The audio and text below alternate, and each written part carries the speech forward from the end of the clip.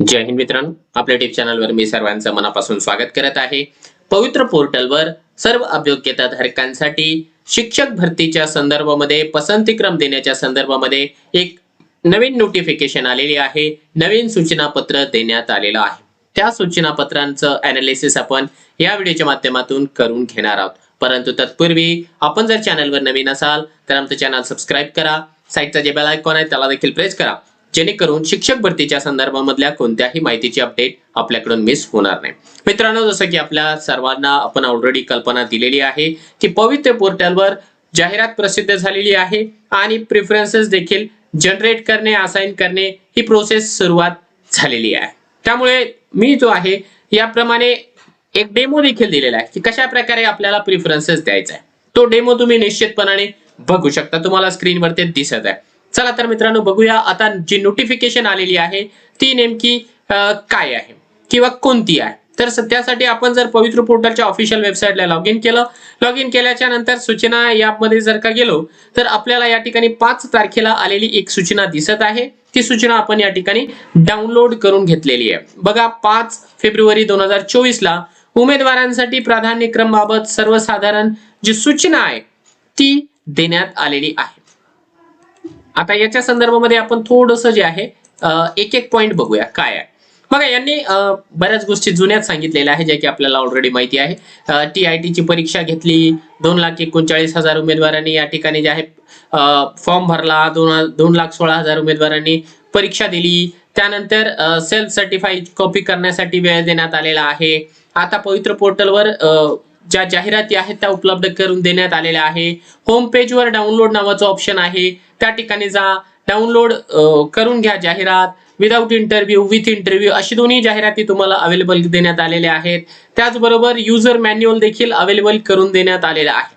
आता या सगळ्या गोष्टी ज्या आहेत ऑलरेडी आपण आपल्या चॅनलच्या मार्फत तुमच्यापर्यंत पोहोचवलेल्या आहे। त्यामुळे त्याचं मी अनालिसिस या ठिकाणी पुन्हा एकदा करणार आहे। आता काय, उमेदवारांना लॉग इन केल्यानंतर जनरेट प्रेफरन्स या मेनूचा वापर करून मुलाखतीशिवाय म्हणजे विदाउट इंटरव्ह्यू, विथ इंटरव्ह्यू अशा दोन्ही प्रकारच्या प्राधान्यक्रमांची यादी स्वतंत्रपणे जनरेट करता येणार आहे। त्यानंतर जनरेट केलेल्या प्राधान्यक्रमाच्या बाबतीत खालील प्रमाणे खात्री करायची आहे। खात्री काय करायची आहे तर विदाउट इंटरव्ह्यू, विथ इंटरव्ह्यू या दोन्ही प्रकारच्या पर्यायासाठी पात्र उमेदवारांना प्राधान्यक्रम जनरेट होतील। या दोन्ही प्रकारच्या नियुक्तीचे प्राधान्यक्रम उमेदवार जनरेट व लॉक करू शकते तुमच्या क्वालिफिकेशन नुसार। उमेदवारांना प्राधान्यक्रम लॉक करण्यासाठी 8 फेब्रुवारी आणि 9 फेब्रुवारी असा 2 दिवसांचा कालावधी देण्यात आलेला आहे। उमेदवारांनी युजर मॅन्युअल अगोदर जे आहे व्यवस्थितपणे पाहून घ्यावा। जर युजर मॅन्युअल कळत नसेल तर जे आहे आपलं जो डेमो आहे तो डेमो तुम्ही निश्चितपणे बघा। त्या डेमोमुळे तुमच्या मनामध्ये कोणतीही समस्या या ठिकाणी राहणार नाही। हा तो व्हिडिओ आहे, ठीक आहे। चल पुढे जाऊया। उमेदवारांना मुलाखतीशिवाय व मुलाखतीसह या दोन्ही प्रक्रियेत सहभागी व्हायचे असल्या दोन्ही प्रकारचे प्राधान्यक्रम जनरेट करायचे आहेत। ते त्या डेमो मध्ये मी ऑलरेडी सांगितलंय। जे उमेदवार प्राधान्यक्रम जनरेट करून लॉक करणार नाही ते पुढच्या निवडीच्या टप्प्यावर विचार केला जाणार नाही त्यांचा। आता लॉक जर नाही झालं तर मग तुमची निवड कुठून होणार आहे ही गोष्ट लक्षात घ्या। त्यानंतर प्राधान्यक्रम जनरेट करून लॉक करण्यापूर्वी उमेदवारांनी आपला शैक्षणिक, व्यावसायिक आणि इतर अर्हतेनुसार प्राधान्यक्रम जनरेट झाले असल्याची खात्री करावी। काही तांत्रिक बाबीमुळे अपवादात्मक प्रकरणी जनरेट झालेले प्राधान्यक्रम उमेदवारांच्या शैक्षणिक व व्यावसायिक अर्हतेशी जर सुसंगत नसतील तर असे प्राधान्यक्रम उमेदवारांनी लॉक करू नये। असे केल्यास परिणामी उमेदवाराची चुकीच्या पदावर मुलाखतीसाठी किंवा मुलाखतीशिवाय शिफारस झाली तर त्याला उमेदवार स्वतः जबाबदार राहणार आहे। हे देखील मी तुम्हाला ऑलरेडी त्या डेमो मध्ये सांगितलेलं आहे की आपल्याला जे काही प्रेफरन्सेस जनरेट झालेले आहे त्यासाठी तुम्ही पात्र आहे का याची खात्री करा। आणि जर तुम्ही पात्र असाल, तुमचं माध्यम, तुमची कॅटेगरी, तुमचं जे काही क्वालिफिकेशन आहे त्यानुसार जर तुम्ही त्यासाठी पात्र असाल तर प्रेफरन्सेस लॉक करा। अन्यथा तो एखादा 2 जे काही प्रेफरन्सेस चुकीचे आले त्याला सोडून द्या। ज्या उमेदवारांनी 12 फेब्रुवारी 2023 नंतर शैक्षणिक व व्यावसायिक अर्हता अथवा कोणतीही अर्हता प्राप्त केलेली असेल अथवा दिनांक 12 फेब्रुवारी 23 नंतर प्राप्त असताना देखील 12/2/2023 पूर्वी उत्तीर्ण केलेली असल्याची नोंद केली असेल, अशा लोकांनी नंतरच्या वाढीव अर्हतेचे प्राधान्यक्रम उमेदवारांना प्राप्त होत असतील तर असे प्राधान्यक्रम त्यांनी कोणत्याही परिस्थितीत लॉक करू नये। या प्राधान्यक्रमाचा कोणताही व्यवस्थापनाशी नियुक्तीसाठी कोणत्याही स्तरावर विचार केला जाणार नाही याची उमेदवारांनी नोंद घ्यावी. म्हणजे हा मुद्दा समजून घ्या. कसं आहे की ही जी पीडीएफ आहे ना थोडीशी ब्लर झाली आहे. मुळात म्हणजे तिकडूनच ती थोडीशी या ठिकाणी अक्षर मिटल्यासारखे दिसतात. पण त्याचा अर्थ आपल्याला समजून गेलेला आहे की शैक्षणिक अर्हता 12 फेब्रुवारी 2023च्या पूर्वीची असायला पाहिजे.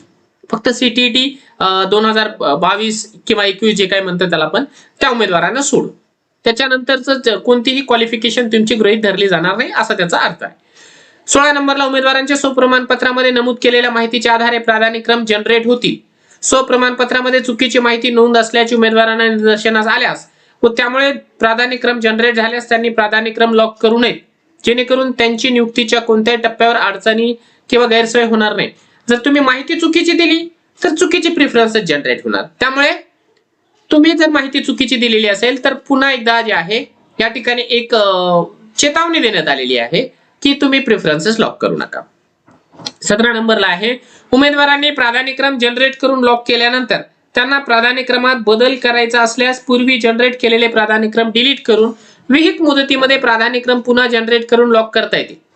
सदर सुविधेचा वापर विहित मुदतीत उमेदवार जास्तीत जास्त 3 वेळा करू शकतो. म्हणजे एकदा जर का आपलं चुकलं किंवा चुकीचे प्रिफरन्सेस आले तर तुम्ही डिलीट करून पुन्हा एकदा रिजनरेट करू शकता त्याला. पण 3दाच करायचं, त्याच्यापेक्षा जास्त नाही. 3दा करायचं म्हणजे 3दा करायचंच असं नाहीये. शक्यतो एकदाही करू नका, एकदाच करा पहिल्या वेळेस, डिलीट करूच नका. पण फारच इमर्जन्सी असेल तर एकदा डिलीट करा. उमेदवारांचे ज्या क्रमाने प्राधान्यक्रम लॉक केले आहेत त्या क्रमाने टेट परीक्षेतील गुणवत्तेनुसार प्राधान्यक्रम विचारात घेतले जातील. उमेदवाराची ज्या प्राधान्यक्रमावर नियुक्ती मुलाखतीसह शिफारस झाल्यानंतर उमेदवाराचे त्यानंतरच्या उर्वरित प्राधान्यक्रमांचा विचार केला जाणार नाही. तुम्ही जसे प्रिफरन्सेस दिले, तुमचा ज्या प्रिफरन्सेस वर सिलेक्शन होईल त्याचे पुढचे प्रिफरन्सेस विचारात घेतले जाणार नाही. ही गोष्ट मी ऑलरेडी जो रोस्टरचा व्हिडिओ दिलेला आहे, हा बघा, हा रोस्टरचा जो व्हिडिओ दिलेला आहे ना, या व्हिडिओमध्ये ती संपूर्ण माहिती तुम्हाला दिलेली आहे की एक्झॅक्टली निवड कशी होती. तो व्हिडिओ तुम्ही एकदा बघा, तुमच्या बऱ्याचशा शंकांचं समाधान होईल. उमेदवाराने किती प्राधान्यक्रम नोंदवायचे आहेत याला कोणतीही मर्यादा नाही. अनलिमिटेड तुम्ही प्रिफरन्सेस देऊ शकता, तुम्हाला जेवढे आलेले आहेत तेवढे. उमेदवारांचे लॉग इन हे ओटीपी बेस असल्याने त्यांनी नोंद केलेल्या मोबाईल क्रमांकावर ओटीपी येणार आहे. यास्तव ज्या उमेदवारांना लॉग इन करताना त्यांचा मोबाईल क्रमांक बदल करून घ्यायचा आहे त्यांनी नजीकच्या शिक्षणाधिकारी, प्राथमिक, माध्यमिक किंवा शिक्षण निरीक्षक यांच्या कार्यालयाला जा. तिथे तुमचा आयडी प्रूफ दाखवा, मोबाईल नंबर बदलून घ्या तर चालतं. त्या बऱ्याच जणांचे मोबाईल नंबर वगैरे हरवलेले आहे. उमेदवाराने पोर्टलवरील स्वप्रमाणपत्रामध्ये नमूद केलेल्या माहितीनुसार त्यांना प्राधान्यक्रम जनरेट होणार आहे. सेल्फ सर्टिफाईडच्या कॉपीवरून प्रिफरन्सेस येतात. 22 नंबरला त्यांनी या ठिकाणी जी नोटिफिकेशन दिलेली आहे ते काय म्हणतायत की उमेदवारांनी पोर्टलवर अपलोड केलेली शैक्षणिक व्यावसायिक अर्हतेची प्रमाणपत्रे, जात प्रवर्ग, समांतर आरक्षणाची प्रमाणपत्रे, सवलती संबंधीची इतर प्रमाणपत्रे जरी अपलोड केली नसली तरी त्यापैकी कोणत्याही प्रमाणपत्राची पडताळणी किंवा सत्यता पोर्टल मार्फत तपासण्यात आलेली नाही. त्यामुळे उमेदवारांनी केलेल्या कोणत्याही दाव्याच्या पुष्त्यर्थ संबंधित कागदपत्रे शिफारशीनंतर संबंधित व्यवस्थापनाच्या कागदपत्र पडताळणी समितीकडून पडताळणी केली जाईल. त्यामध्ये कोणतीही तफावत आढळून आल्यास कोणत्याही टप्प्यावर संबंधितांची उमेदवारी रद्द केली जाईल. यास्तव उमेदवारांनी प्राधान्यक्रम लॉक करतेवेळी आवश्यक ती खबरदारी घ्यावी. मित्रांनो, या सूचनेवरून जे आहे त्यांना एकच गोष्ट या ठिकाणी सांगायची आहे की डॉक्युमेंट जरी आम्ही अपलोड केलेले असले तरी त्या अपलोड केलेल्या डॉक्युमेंटचं आम्ही पडताळणी केलेली नाही. त्यामुळे तुम्ही या गोष्टीची खात्री करा की तुम्ही जे आहे जे काही डॉक्युमेंट अपलोड केलेले आहे ते व्यवस्थित होते, जेणेकरून डॉक्युमेंट व्हेरिफिकेशनच्या वेळेस तुम्ही लोक डिस्क्वालिफाय होणार नाही.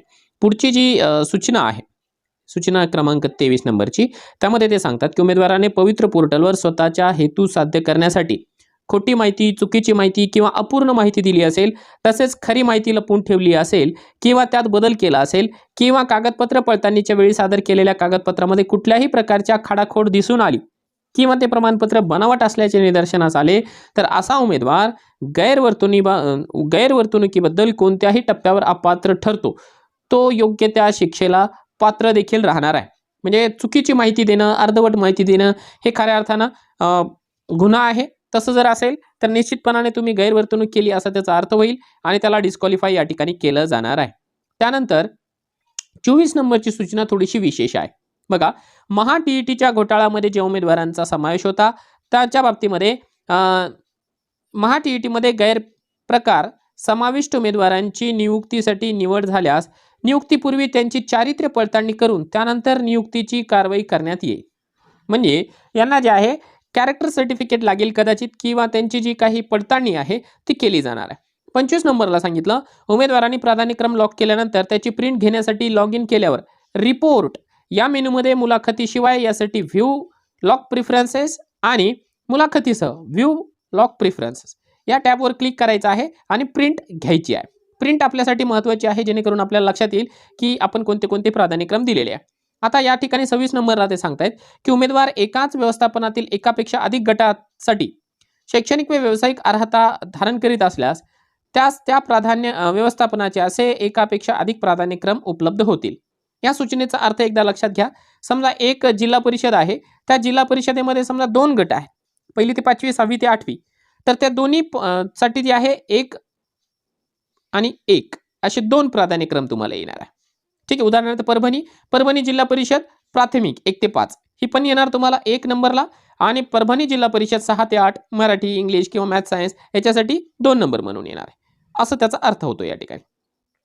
27 नंबरला एक विशेष मुद्दा त्यांनी दिला की मागासवर्गीय उमेदवार खुल्या प्रवर्गासाठी पात्र असल्याने वय आणि शैक्षणिक अर्हता इत्यादी बाबी विचारात घेऊन त्यांना खुल्या प्रवर्गाच्या पदांचे प्राधान्यक्रम जनरेट होतील.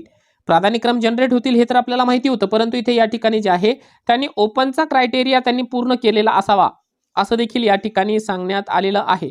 याचा अर्थ असा आहे की वय जे आहे ते ओपन नुसार तुमचं कन्सिडर केलं जाणार आहे. जर ओपनचे पसंतीक्रम तुम्हाला घ्यायचे असतील तर निवडीच्या वेळेस देखील ऑटोमॅटिकली तुमचं वय या ठिकाणी कन्सिडर केलं जाणार आहे. कारण तुम्ही म्हणाल की सर ओपनची पण जागा आहे, मागासवर्गीयाची पण जागा आहे, आता आम्ही प्रिफरन्स तर देऊन टाकला, मग आमची निवड ओपनला जर झाली आणि आमचं वय जर का संपलेलं असेल, एज बार झाला असेल, तर मग कसं? तुमचं एज बार झालेलं असेल तर पोर्टल तुमची निवडच करणार नाही. ठीक आहे, फक्त मागासवर्गीय जागांसाठी करेल. त्यानंतर 28 नंबरला शेवटची सूचना आहे. शासन निर्णय 7/2/19 या अनुसार उमेदवाराची स्थानिक स्वराज्य संस्थेच्या शाळेसाठी निवड झाल्यास त्या उमेदवाराचा खाजगी शैक्षणिक व्यवस्थापन संस्थेमध्ये त्याच गटातील नियुक्तीसाठी विचार केला जाणार नाही. तसेच शासन निर्णय 13/10/2023 नुसार विविध टप्प्यामध्ये जाहिराती येणार असल्याने उमेदवारांची एकदा निवड झाल्यानंतर असा उमेदवार पुन्हा नव्याने येणाऱ्या जाहिरातीनुसार त्यानं अर्ज केल्यास निवडीसाठी याच गुणवत्तेच्या पूर्वी शिफारस झालेल्या गटापेक्षा वरच्या गटातील अर्हतेनुसार पदांसाठी पात्र राहील. 2 मुद्दे त्यांनी क्लिअर केले. एकदा जर का विदाऊट इंटरव्ह्यूला सिलेक्शन जर झालं तर तुमचं विथ इंटरव्ह्यूला विचार होणार नाही. समजा विदाऊटला तुमची निवड समजा 6 ते 8 ला झाली आणि विथ इंटरव्ह्यूला तुम्ही 11वी 12वी साठी जरी पात्र असाल तरी तुम्हाला 11वी 12वी साठी विचार केला जाणार नाही. त्यामुळे प्रेफरन्सेस देताना त्या गोष्टी विचार करा.